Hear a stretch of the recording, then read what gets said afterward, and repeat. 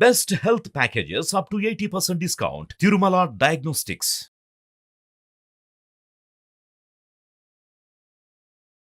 ఓం శ్రీ గురుభ్యో నమ. శ్రీ మహాగణాధిపతయ నమ. శ్రీమాత్రే నమ. కర్కటే పూర్వఫల్గుణ్యాం తులసీ కాననోద్భవాం పాండ్యే విశ్వంభరాం గోదాం వందే శ్రీరంగనాయకీం. నీళాతుంగస్తనగిరితటీ సుప్తముద్బోధ్య కృష్ణం పారార్జం స్వం శృతిశతశిరసిద్ధమధ్యాపయంతి స్వోచ్ఛిష్టాయాం సృజనిగళితం యా బలాత్కృత్య భుంక్తే గోదా తస్యై నమైదమిదం భూయ ఏవాస్తు భూయః. శ్రీ భూనీల సమేత గోదా రంగనాథ స్వామినే నమః.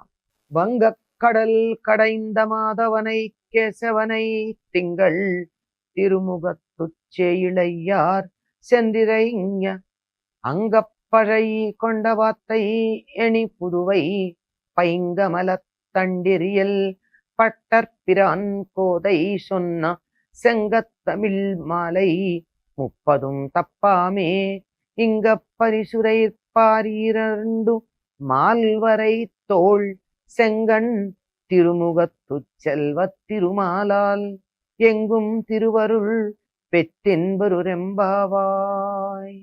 ఈ 30వ పాసురంలో గోదాదేవి తమ ప్రయోజనం, తానెవరు అనేటటువంటి విషయాన్ని చెప్పుకుంది. ఓడలతో నిండి ఉన్న క్షీర సముద్రాన్ని మదింపచేసి లక్ష్మీదేవిని పొంది మాధవుడు అయ్యాడు. మాధవుడు లక్ష్మీదేవికి భర్త అయ్యాడు. అటువంటి వాడు బ్రహ్మరుద్రాదుల చేత కూడా కార్యనిర్వహణ చేయించేవాడు, వాళ్ళని నిర్వహించేటటువంటి వాడు. అటువంటి వాణ్ణి చంద్రాననలు విలక్షణమైన ఆభరణాలు ధరించినటువంటి వాళ్ళు చేరి ఆయనకి మంగళం పాడి పర అనే వాయిద్యాన్ని పొందారు. ఎందుకుట ఆ వాయిద్యం పొందడం? లోకుల కోసం భగవద్దాస్యాన్ని చెయ్యడం కోసం. తమ కోసమేమో భగవద్దాస్యం, ప్రయోజనమేమో లోకుల కోసం. అంటే ఆ రోజున కాత్యాయని వ్రతం చేసేప్పుడు గోపికలు దేనికోసం అని చెప్పారు? వానలు పడడం కోసము అన్నారు. వానలు పడితే కదా పచ్చిక పెరుగుతుంది, పచ్చిక పెరిగితే కదా గోవులకు తుష్టిగా ఆహారం, సుష్టుగా ఆహారం లభిస్తుంది, గ్రాసం లభిస్తుంది. కనుక వానలు చాలా ప్రధానం. కావలసినంత గడ్డి, నీరు లభిస్తాయి. కనుక వానల కోసం అని చెప్పి చేసేది. లోకానికి కావలసినటువంటి ప్రయోజనం భగవద్దాస్యం, తమకి కావలసినటువంటి ప్రయోజనం తమ కోసం చేసి పొందారు. ఆ ప్రకారాన్నంతా లోకానికి ఆభరణమై ఉన్న బుల్లిపుత్తూరులో అవతరించి ఎప్పుడూ తామర పూసల మాలను మెడలో ధరించుండే భట్టనాథుల యొక్క పుత్రిక అయిన గోదాదేవి ద్రావిడ భాషలో 30 పాసురాల్లో మాలికగా కూర్చుంది. అంటే ఎప్పుడూ మెడలో తామర పూసలు మాత్రమే ధరించి ఉంటాడు భట్టనాథుడు. అంటే జపం చేసుకోవడానికి, అంతకన్నా మరొక ఆభరణం ఆయన ధరించలేరు. లోకంలో ప్రసిద్ధి పొందినవాడు, శ్రీవిల్లిపుత్తూరులో ఉన్నటువంటి వాడు. అటువంటి ఆయనకి కుమార్తెగా ఉన్నటువంటి భట్టనాథుల యొక్క పుత్రిక. భట్టనాథుడు ఆయన అసలు పేరు. విష్ణుచిత్తుడు అన్నది ఆయన అందరూ అనుకున్న పేరు. ఈ మాట మనం ముందు చెప్పుకున్నాం.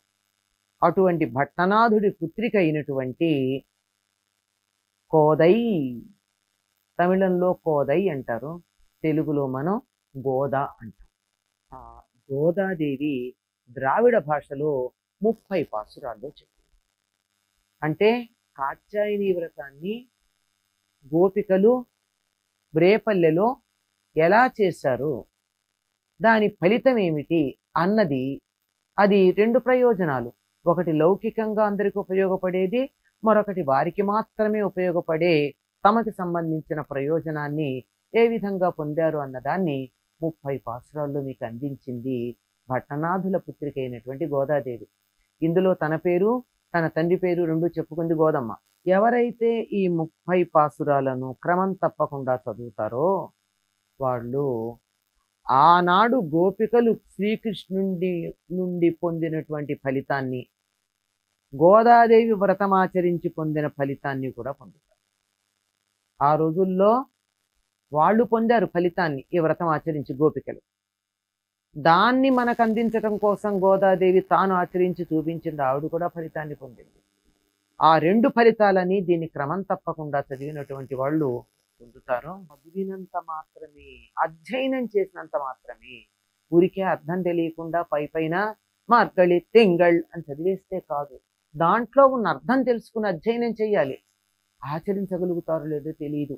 బ్రాహ్మీ ముహూర్తంలో 3 గంటలకి లేచి చెరువుకి వెళ్ళి స్నానం చేయడం సాధ్యమవుతుందో లేదో చెప్పలేం, కానీ అర్థం తెలుసుకుని దీన్ని చదవడం అయితే వీలవుతుంది కదా.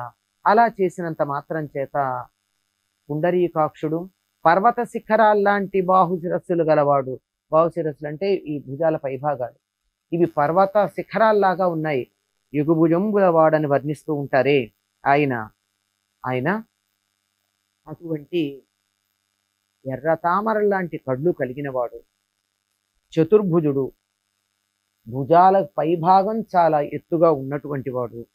అంతేకాకుండా మంచి తామర పూల లాంటి కన్నులు కలిగినటువంటి వాడు.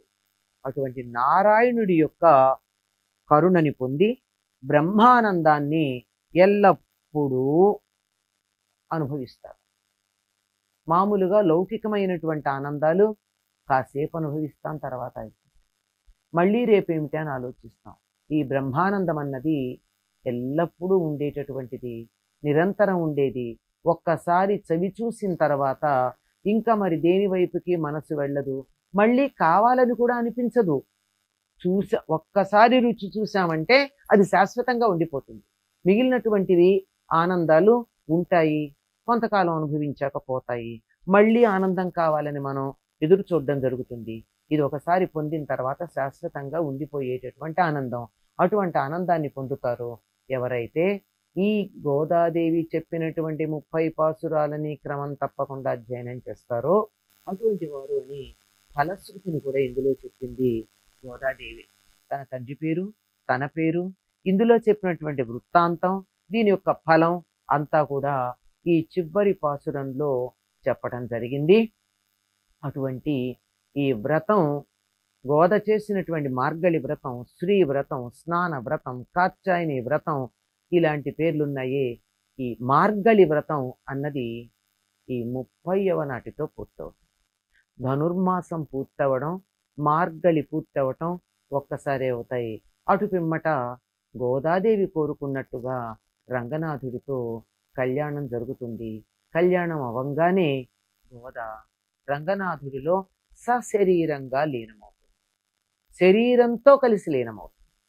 అటువంటి గోదాదేవి యొక్క చరిత్రను ఎవరు చదువుతారో వారు తప్పనిసరిగా బ్రహ్మానందాన్ని పొందుతారు అని మనకి అనుభవపూర్వకంగా చాలా మంది పెద్దలు చెప్పినటువంటి మాట. స్వోచ్చిష్టమాలికా బంధ గంధ బంధురజిష్ణవే విష్ణు చిత్తతనూజాయై గోదాయై నిత్యమంగళం.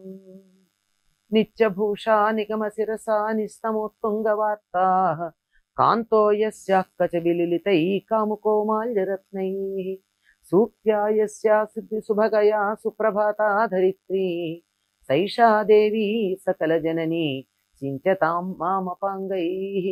మాతా చేత్ తులసీ పితా ఇది తవ శ్రీ విష్ణు చిత్తో మహాన్ భ్రాతా చేద్యతిశేఖర ప్రియతమ శ్రీరంగధామా యది జ్ఞాతారస్తనయాస్త్వదుక్తి సరసస్తన్యేన సంవర్ధితాః గోదాదేవి కదంత్వమన్యమనిశం సధారణా శ్రీరసీ. సర్వం శ్రీ భూనీల సమేత గోదా రంగనాథ స్వామి చరణారవిందార్పణమస్తు. స్వస్తి.